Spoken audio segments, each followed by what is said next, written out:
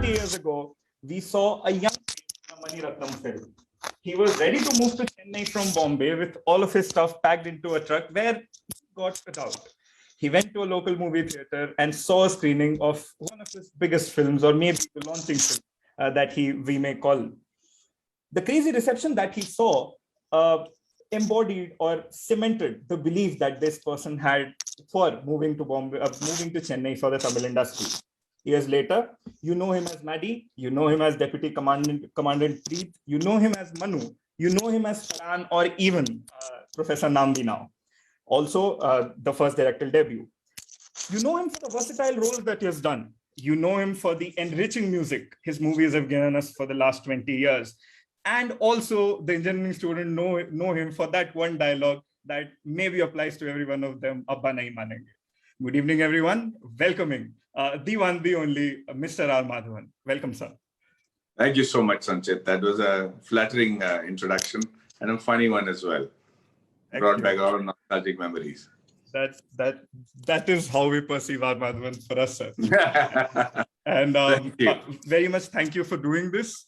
And without wasting much time, I'll delve into what we want to interact and all of that. So when I mention Alaya Payude, which is a 20-year back memory maybe for you. So, but it is still a relevant movie. I mean, many of the fans and ardent fans of movie have still watch it.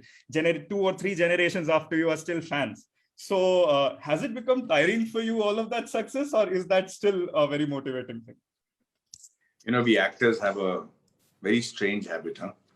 When we go into a mall or into an airport or into any public gathering, you know, we're wearing our masks today. And even earlier on, you know, if we go into a surrounding and you don't get recognized, then you do stuff to draw attention to yourself, you know, just to make sure that people know, you know, there's a star here, or somebody sitting there. And the moment that attention is given to you, you pretend to not like it at all. Like, "Arey yaar, why are people bothering me?" And, you know, I have seen people cough and yell and, you know, kind of do all kind of stuff that makes it evident that they're trying to draw attention. And then they pretend that that attention is not what they were seeking. So similarly for me, I would like to tell you that, yeah, it gets a little tiring, all this success. But without bullshitting you, I got to tell you, man, I relish it every day of my life. I'm grateful for it. I want more of it, and I can't have enough of it, actually. So Alai Paida, even though it is my debut film almost 21 years ago, literally, we shot for it in 1999. I think the fact that you correctly put it, the fact that it bears, relevance even today for the younger generation is a big pat on the back for all of us, especially Mr. Mani Ratnam, who was able to make such immortal movies in terms of love stories. And the entire credit of that should go to Mr. Mani sir, as I call him, Mani sir. And I think he has the ability to portray love between the young souls in a manner that kind of resonates around the world. Truly a legendary filmmaker in his own. Also, one more question upon this movie, and then we'll definitely move ahead from this movie. One of the many pivotal points of its success was the music. Yeah, Rahman sir's music has been an integral part of the Southern industry initially, but yes, all the Bollywood industry. So how do you perceive the music of the film? Like, not only Alai Payude, even other of your films have terrific music. So I'm going to actually plunge a hole into my own repertoire and tell you that I'm tone deaf, literally. I can't hold a note and I can't sing a song to save my life. Sorry, but that's the truth, okay? But it's amazing how many films and songs of mine have become such big hits. From Alai Payude songs to Minnale to Rehna, Tere Dil, or, even Rang De Basanti. All the songs that have been either attributed to me or that I've had the misfortune of dancing for in the films. Honestly, I look back and I think, how did I survive? In the world of today's talent, and the way they dance and they do action and they fly through the airs and do somersaults and make it all look so graceful. I'm kind of very grateful that I managed to survive for 21 years. But those songs and the entire credit of those songs should go only to the music director, the cinematographers, and the directors of those films. So Alai Payude had 5 brilliant songs, and I think that they work even today. And for those who don't know, Alai Paile is the original version of Satya, which came out as Indian Satya. But I do believe that the original version had fabulous songs and lyrics. Similarly with Minnale, which was the original version of Rehna. And I remember feeling really jealous that Mani sir did not insist on casting me with Shah in Hindi for Satya. And so I made a point to release Rehna Dil instead. just to get even.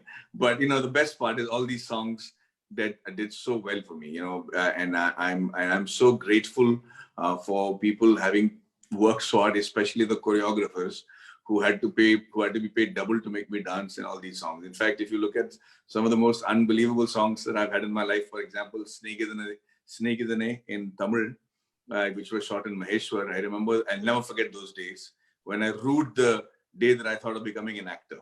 I'll tell you why. We were in Maheshwar. There were about 5,000 people there. And till that time, we were shooting in Tamil Nadu. So everybody knew Shalini, everybody knew Mani sir, everybody knew PC Sriram. So they were all being recognized and people were asking for autographs. And I was a television star in the North, but nobody really actually knew me as much in the South. But I remember going to Maheshwar and suddenly the tables had turned. Everybody was taking my autograph. There were 5,000 people. Oh, that is Preet from Seahawks or Bani Ke Apni Baat and Maddie Saab. So they're all taking autographs.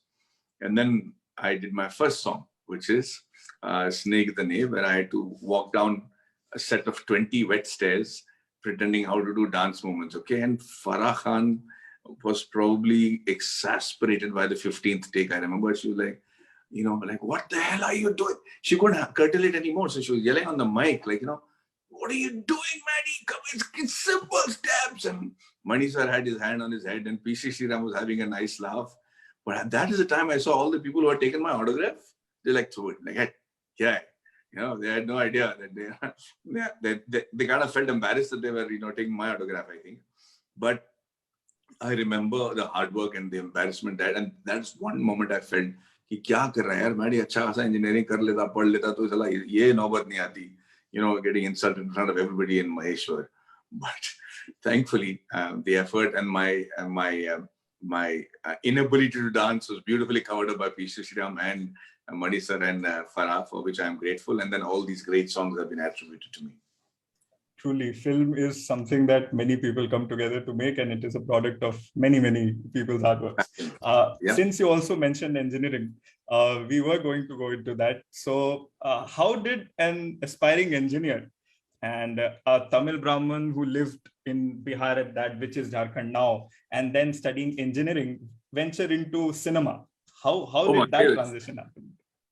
I wish I could tell you that it was a planned action by me and this is what I wanted to do all my life. I mean, to be honest, every person in the world thinks of becoming an actor once in his life. Yeah. And I think that moment came to me when I was 18 and I said, I want to be a rich and famous actor. But I never really actually worked towards it. So all my speeches on motivation that I give, I find it, odd to conform to the actual methods that other people say because I didn't adopt those methods at all. Like I said, I never thought I'd be an actor. I mean, my pursuit was in every other field, except that when I came to Bombay to teach, I had my own consultancy for public speaking and communication skills. And I was walking down the road and somebody just offered me a role on a television series. I was playing a convict in my first series, who falls in love with a blind woman, after escaping from jail and how they develop a bond over a Christmas evening. That was my first, foray into acting. And believe it or not, that just, I went back to say thank you to the person who gave me the break. I got my second break because of that. I went back to say, somebody came to the set to visit us and, I was nice to the spot boy. So he recommended me to another producer who said, Asha, this guy. And in those days, Sanchit, we never had PR on managers and stuff like that. Yeah. So it was anybody's guess where you got recommended from or how people got your number and called you. There was no telephone directory for actors. There was no PR managers. You don't know how do you contact an artist at that point in time. So, if I have to recreate that success, it's the next to impossible because there's no formula. There is no absolutely, a defined path where I could have said, this is what you should do to become an actor. You should do to become an actor because you can become successful. I was successful in that one episode of one series. But, to cast me, they had to get in touch with the executive producer of that, find out who he is, There was no Google at that time. Yeah. There was no directory at that time. So friends through friends through friends. That's why most people kind of lost out on work, because people couldn't contact them. Under those circumstances, I was inundated with work. I had so many offers. I think because of my ability to relate to mostly the spot boys and the chaiwalas on the set, who were actually working as my PR agents. And what do you know? Suddenly, after 20 years, I'm called an actor. So yeah, not planned at all. But thanks to the stars, it happened. Yeah, we got a phenomenal actor. Thank you, Sanjay. Thank you. Also, since you mentioned there's been a transition in technology and age, so one of the questions that we had was, although we have less time, we cannot talk about all the films, but some of your films, I'm talking about mainly maybe 13B, which was not a very regular kind of film. Horror and thriller is some kind of a space where Hindi film industry does not venture a lot into, or maybe we have a bit of premonition of not venturing into, but 13B broke that. 13B was something which maybe blew minds of the critics. The audience did not expect something like that to happen. So did you plan that kind of a thing, or did 13B was only a good script and good actors and it happened? No. I mean, if I may say so myself, none of my films are actually run of the mill. They're all endeavor to, try to push the envelope on one side or the other. And being technically inclined, all my films do have a technical bent of mind. So there has some engineering, some reference to engineering, or some reference to some sciences. 13B2 also was a parapsychological film, in the sense that we wanted to create fear, but that fear it's not that, a nasty face jumping out of a cupboard. We didn't want to show blood. We didn't want to make you fearful of, go quiet in a room and boom. Not that sort of fear. We wanted to touch the, like a basal fear, like primal fear kind of thing. So we didn't keep ugly faces. We didn't keep bloody mouths. We didn't keep bangs and pops at the right time to frighten you. But we wanted to keep a thriller where you were like, oh no, you think you know better, and you think that shouldn't be happening, and you're as nervous as the character who's going into a particular place, and then you realize that there is a tangible and almost explainable situation, till you come in the end when everything just turns on its head. And we always thought that the mobile phone was going to become the next medium in which the ghosts will contact us, and that's why we had left the story at the end of 13B, that the spirits are contacting us through the mobile phones.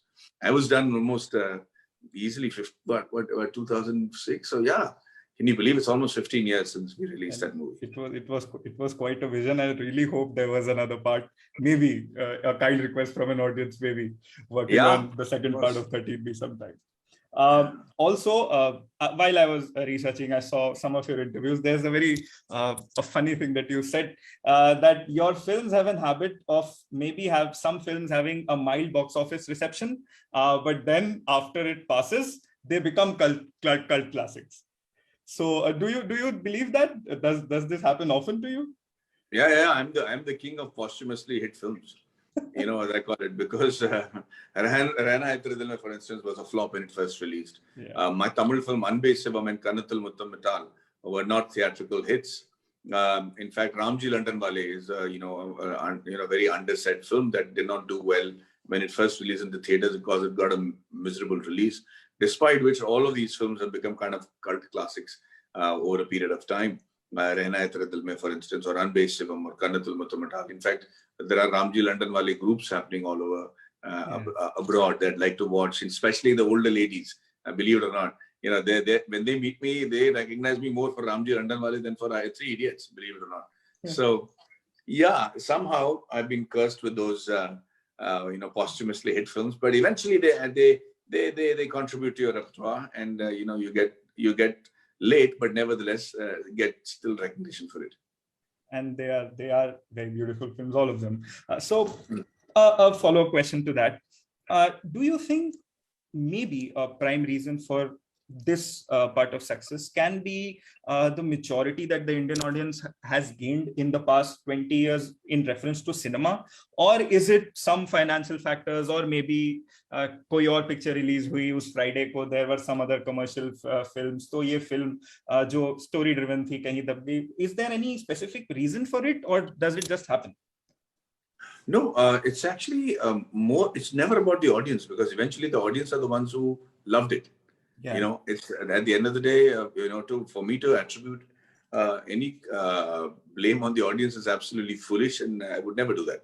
Because like I said, it's only because of the audience that has become even a hit posthumously. I think sometimes that it's the people in the industry and the faith with which they show on the film and the kind of release it gets. Now, let me tell you, for those of you who don't know, when you start doing a movie with script, story, and screenplay, only 15% of that is actually writing the script, writing the screenplay, getting a producer, signing an actor, making sure the actor is, doing the character and available on time, fighting all the ego battles on the set, doing the action sequences, surviving the shoot, finally finishing the film, and then breathing a sigh of relief, and then going into the edit and hoping that the degree of separation from the first conceived script to the final product is going to be as minimal as possible.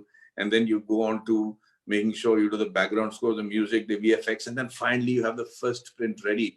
And Sanchit, you have just cracked 15% of filmmaking. Because after that, you have 85%, which means your first, your first publicity. What does your first trailer say? How much of curiosity has that garnered? What does your first poster do? How are people keen to see the trailer and the poster?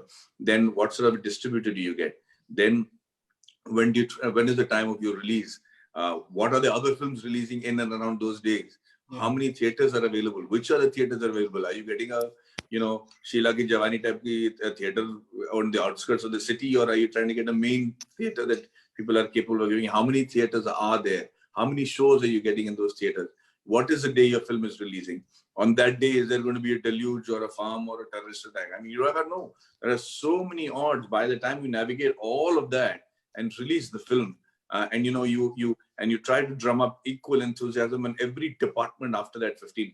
For instance, the advertisement, the producers, the distributors, the exhibitors, and then hope that everybody will see the same film that you're seeing, and then hopefully the outcome will be good, is actually it's a miracle under normal circumstances. Especially for a new actor, it's a complete miracle unless it's a big production house. So my challenge was that big production houses were not going into uncharted territory. I wanted to go into uncharted territory and then take a chance on the releases. So when we did a film like 13B, again uncharted territory. When we did film like like Ramji London Wale, uncharted territory, or Sala Khadus. So there is resistance from within the industry. They're like, nahi chalega, naam hi galat hai, all kind of stuff. But eventually the product reached the audiences, and then more often than not, they have proved me right. So I've been very lucky. One more question that we got from the dramatics club of the campus. Those are enthusiastic actors, although they're working on their craft. I'm myself a part of them. We've done some theater. So although we may not be the correct people to ask you this, but still, when you get the script, or when a script is handed over to you, do you have a process of maybe selecting the script, or maybe going back to the writers or the directors and asking ki ye change karenge, or ye, are you that kind of person, or you just go on the sets and improvise yourself, and you just, when the camera turns on and you're the R Madhavan actor? That happens only if the director is a Mani Ratnam or a Rajkumar Hirani. Even there, I have my own suggestions, but they're free to take it or not. Sometimes the only mantra I say is, please look at my suggestions with the intention behind them. If I'm making those suggestions to increase my presence in the film, or am I saying it for the betterment of the entire film? Okay. So if it's a big director, then let me tell you, Sanchit, the cushiest job for me is to surrender myself completely to a director and just try to, beat out what he's written in the first place. That's the first option.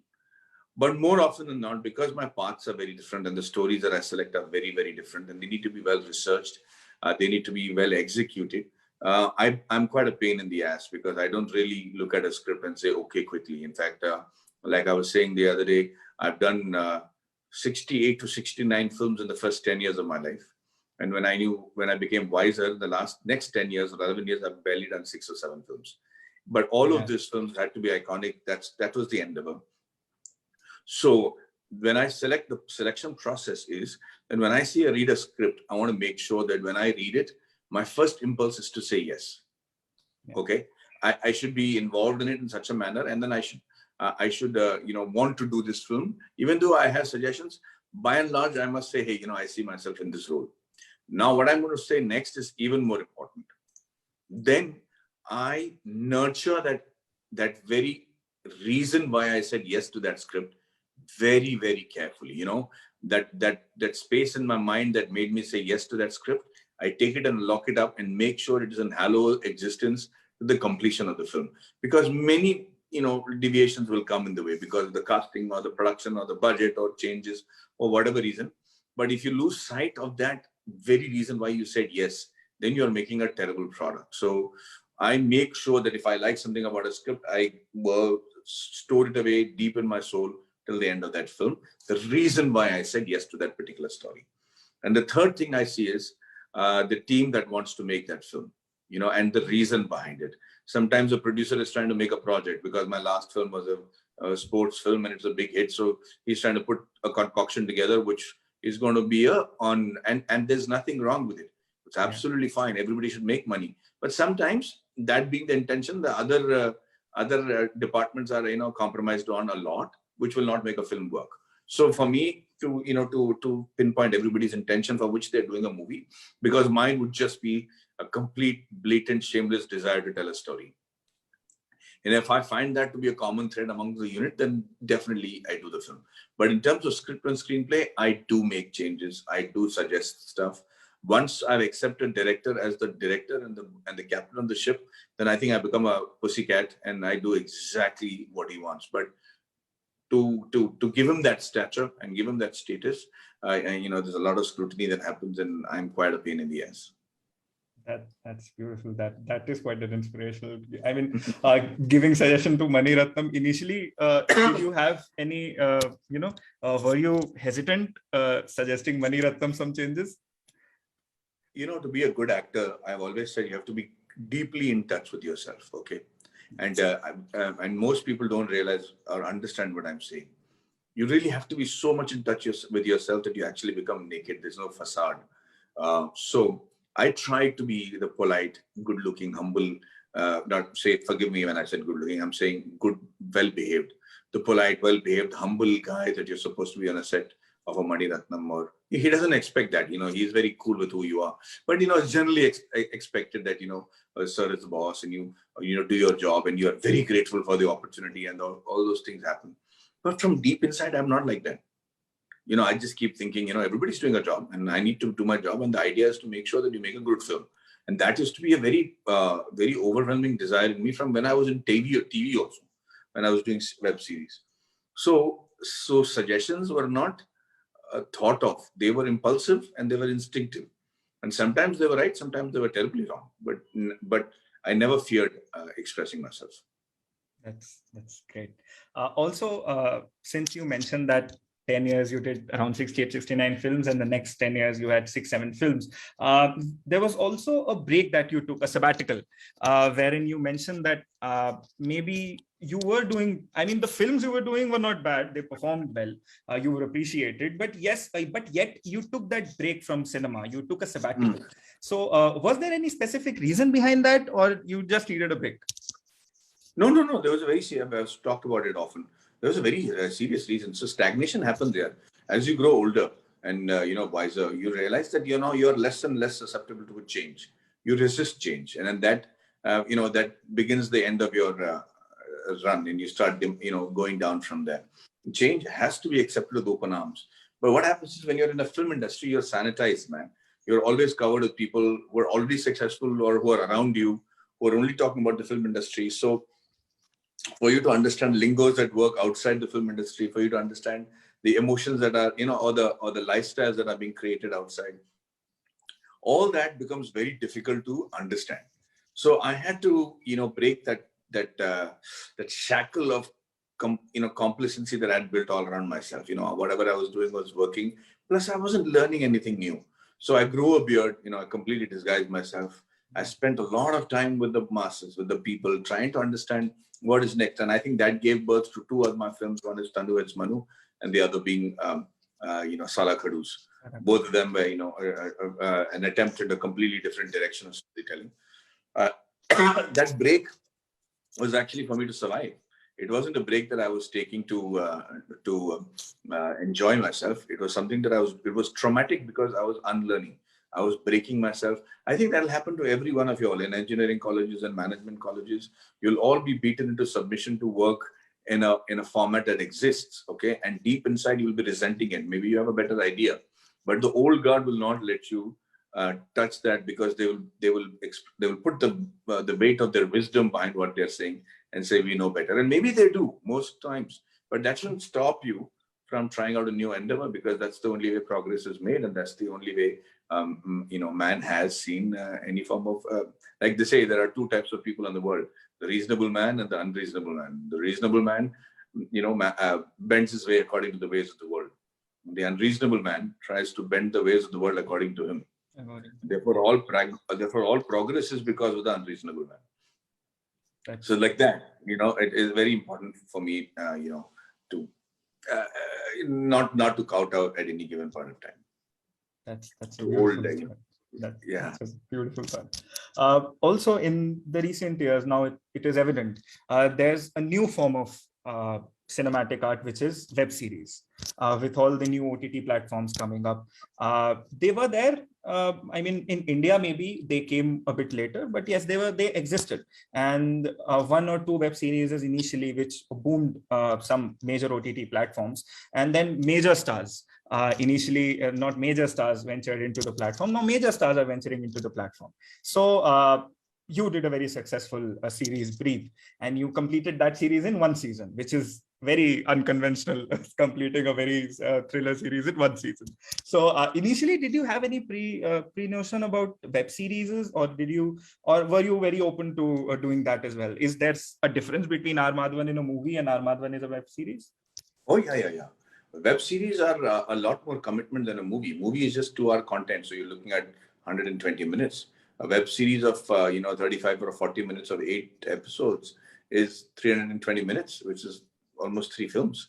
So not only is it 3 films in terms of work, but when you shoot 8 episodes together in most cases. So to keep the continuum of where you left off a scene or a mood, and you might be shooting according to the location. So you might be shooting the first scene from the 2nd episode, then the last scene from the 8th episode, and the 17th scene from the 6th episode, all on the same day. Yes. So to understand your place in the story, where you would have left that, where you're picking this up from, all that is quite challenging. Secondly, I think the biggest mistake people make is think if they have a story for a film and they don't find takers for it in the movie, then you can make a web series out of it. In fact, it's the other way around. There are some formats that only web series can do. For instance, Breathe can never be made into a movie. Breathe should have been you can only make it as a web series. You cannot make it as a short film or a small film or a television series.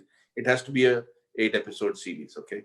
So when I did the research, and much before that, I had seen the likes of Game of Thrones, or not even, my apologies, not Game of Thrones, but House of Cards and Breaking Bad, and even before that, a lot of series that had come, which were mind-blowing, great actors coming in and, breaking the format and, becoming such colossal hits the world over, that I knew that this was a phenomenon that's going to hit India very soon. But I needed to have a team that believed that the format is different. I needed to have a team that believed that you have to work much harder, perform much more finer, have an astute sense of scripting and screenplay in terms of the series graph, the episodic graph, the scene graph, all that. There's a lot of technology involved in actually writing a script for a web series. So I wasn't going to put my foot into something and then be part of a learning process when this was already existing. So I got a fantastic team with Vikram Vedha, Abundant Shah, and my director of Breathe, Mayank, all of us putting our heads together and saying, let's try and make it as international as possible. So the first 2 episodes, we wanted to take the audience in from the Indian point of view and then pace it up to an international level, which is what we did in Breathe, and God's grace, it did really well for us. So I knew the potential of web series and OTT platform from a very early stage, but I also realized that you can't give crap on it and get away, because they will never forgive you for it. So it was very, very essential that whatever comes out on OTT is some form of an exceptional experiment with complete sincerity. And do you think it's a treat for the audience as well? The new platform that has, served a new kind of content, as people like to call it. Although I believe Hindi cinema was already producing a good content, but the amount of good content or story-oriented content, as people say, has increased. Is it a treat for the audience? Yeah, of course. Yeah, you have a choice and variety right now because of OTT. You're able to consume content from across the world. So culture and traditions and outlooks from around the world is seeping into your living room, and therefore changing you and your family in one fell sweep, which is something that you have to accept. And when that happens and you're changed, then as a filmmaker, I need to be a little more aspirational for you when you come as a family to see the movie in my theater. So if I don't change and I continue to give you the same things that impress me as a person or impress me as a story, then you have already moved as an audience. You have, and the fact remains that the audiences and the viewers have moved ahead. Their expectation out of every product is of international quality. So you cannot give a horrible story with a beaten concept, and however big a star you are and however big a production house you are, people are not forgiving you. They're going onto YouTube and going after you, and that's a dangerous outcome to a bad product. So there is no way that you can hope to get away with doing bad content. Secondly, you have to change completely to make the kind of movies that will run in theaters from now on. Because if the stories are not theater worthy, like I say, if the grandeur of the cinema, if the aspirational quality of films is not present in your movie, people will prefer to watch it on OTT, which is a net loss. So you don't want to go. So I'll give you a great example. Of course, you'll go and see, the End Game in the theaters. You want to go and see Thanos and see the dialogue. That's all big films, like you want to see Fast and the Furious, also in theaters. But there was another extraordinary movie that came out in Marathi called Sairat. And Sairat was a big, big blockbuster. Yeah. It released on a Friday. By Saturday, they had brought out the film on YouTube. There was all sorts of leaks, and they had pirated versions all over the place. But I remember clearly I was playing golf in Pune, and my caddy was getting a little impatient. He said, "What happened?" He said, "Saab, you finished quickly, man. You're playing very late." I said, "What happened?" He said, "I got to go see this movie called Sairat." I said, "Oh, you haven't seen it?" He said, "I've already seen it 8 times." I said, "Then where are you going to see it?" He said, "I'm going to see it in the theaters." And then I realized it doesn't matter if it exists in pirated forms or it comes on YouTube. A film that is able to give you an aspirational, a film that has an aspirational quality will always want to be watched in the theaters. And people actually went in hordes to watch Sairat in theaters and made the highest in Bombay circuit ever. So big learning point for all of us, and truly enough, the film deserved it with extraordinary performances, a great director, and what a fabulous story to tell. So it's not just, big films that do well in theaters. It has to have these films with great content, which are theater worthy, that contribute to what you call community watching, where not only do you enjoy the joke, you enjoy it with other people enjoying the joke as well. And, there is detali and, fist tapping or whatever it is, or, feeling sad together and passing each other a tissue when you're crying. All that is a community experience. You don't want to watch that alone on a phone sitting on a potty seat. That's wonderful. Also, in again the recent times, social media has been a big part of being Hindi major movie star, or even the Southern industry has, in the celebrity senses, every movie star of the Southern industry has now a pan-India presence, thanks to social media, thanks to everything that has come of technology. But yeah, I guess, has social media also has had a negative impact in some senses? Yeah, see, the thing is, negative impact in the sense, it first started off being very, very positive. But, especially during the pandemic, when people have very less things to indulge in, negativity is becoming a norm as well. So there is nothing you can actually put up on social media that will not face a backlash on one form or the other. And I want to say this to actually even common students and people and entering into colleges and engineering colleges and all that. A lot of weightage is placed on what is being said on social media. Okay, and all of you all should understand, either the bouquet or the brickbats, they barely matter. It's even, eventually that's just somebody having a bad day, putting out a snarling comment, or somebody having a good day and being overly, flattering of you.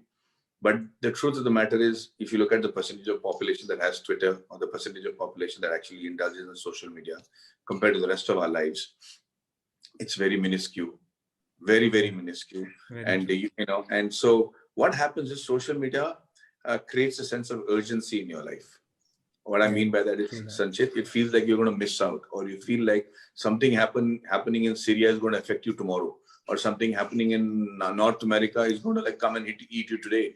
So, and also all the news agencies and all the, whatever agencies, they become powerful when they make you feel frightened. Fear psychosis is one of the best ways to take control over any population, which is one of the things that they play upon a lot, be it a pharmaceutical industry, be it all sorts of people, right? So earlier on, all these news used to travel to us. I lived in Jamshedpur. So if something happened in Delhi or in Bombay, it took 2 days for the newspaper to come from there to my gaon. So by the time I read the news, it had already subsided and it didn't bother me. Like living in Jamshedpur, it really didn't matter to me what happened in Agra, or what happened, or Ranga Billa got caught in Delhi, I remember, and it was a huge news, but we were reacting to it after 8 days or 10 days, whatever, right? And then it didn't really affect us. But now the instantaneous pinging of news and breaking news makes you feel you're that close to all that is happening. And therefore completely, throws you off the focus on the day. So absolutely my suggestion to all people who will face negativity on social media, one way or the other, is to understand that people are going through a bad time, and that all those sayings will not matter. It doesn't matter what you put up. Somebody will have a backlash. Somebody will have an angsty reply to it. And there might be 20 other extraordinary comments which are positive, but you will only focus on the negative comment, because as human beings, we are wired to do that. So as actors, initially it throws you off a little bit, but I've learned to take the bouquets and the brick bats together. But more than the negativity, I see what sort of a person is giving me that comment. Sometimes if you look at their entire comment section, you realize it's just an angsty person which has only negative things to say. So it's, just take them, block them off your life, and you're sorted out. Or there are some people who really mean well for you. You must have misread or misinterpreted what they're saying, and therefore that makes you angsty. All these things are definitely there, but it takes up a lot of your normal day time. I don't think one should give that much importance to all the opinions on social media. That is a very, very practical approach, to be honest. Since we are closing on in the time, I have two very last questions. The first being, COVID has had a huge impact in lives, and we all know how it has impacted. I'll need a brief answer from you. I won't take much of your time. How will COVID impact the future of the cinema industry in terms of stories and content? Do you think it will be an impact? Without a doubt. I think people are done watching morbid content on TV. When it started off first during COVID, you didn't care what you wanted to watch. You wanted to have your own screen and watch all the stuff that you always wanted, and happy with that you got a holiday to do it. But over a period of time, you realize the seat you're sitting in and watching has started hurting your ass. So you start moving up and start trying to say, let's do something together as a family. And now, towards the end of the COVID era, people are done watching morbid content. They don't want to watch all the mass murders, rape, action. They're saying, let me go see Friends again. Let me see Rishikesh Das Mukherjee again. Let me go and see something, light, and show me the positive end of life. So I think by the time the theaters open and the time that people are emerging out of the COVID era, right now itself, they're becoming very, very discerning with what they want to see. And it's all only gravitating towards happy, positive content. And that's going to happen even in theaters. And I think happy, wonderful movies with good-looking people and great locations and a good laugh is actually going to do much better than sermonizing films. That is a very beautiful answer. Moving towards the closure of this session, I apologize to the audience. There were a lot of questions, but I apologize, we can't take all of them. The conclave that we name here at Weds Pilani, it is called the Bharat Dialogue. So for you as an artist, maybe from way back as a young boy from Jamshedpur, who did his engineering, who is now a major movie star, and who's also a married guy. He has a kid. But for you personally, what does Bharat mean to you? I think Bharat is an extraordinary cauldron of ancient sciences, ancient cultures, and traditions that have a mystical background. I do not know how they came about. In fact, one of the things that I have to say is we've said this in our film Rocketry about how the Indian almanac, and I'm blown by the very fact this Panchang that we have, this almanac, is actually accurate mapping of the celestial bodies, including their gravitational pull.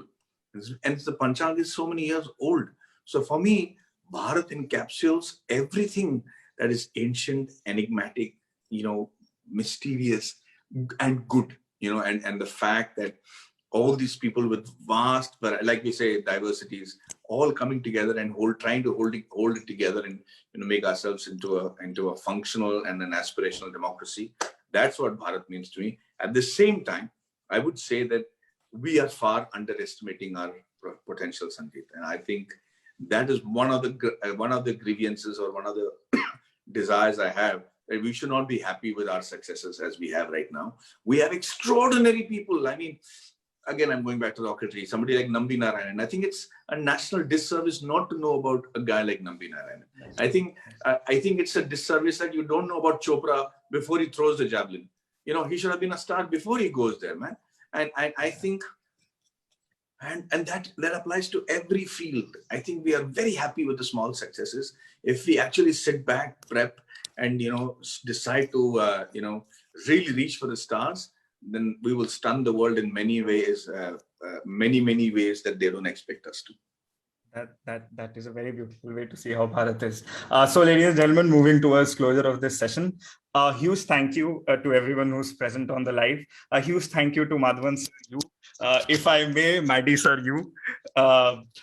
This has been once in a lifetime opportunity. Although I was born in the 2000, Rehna Tere Dil mein came in 2001, but still the fandom that you enjoy.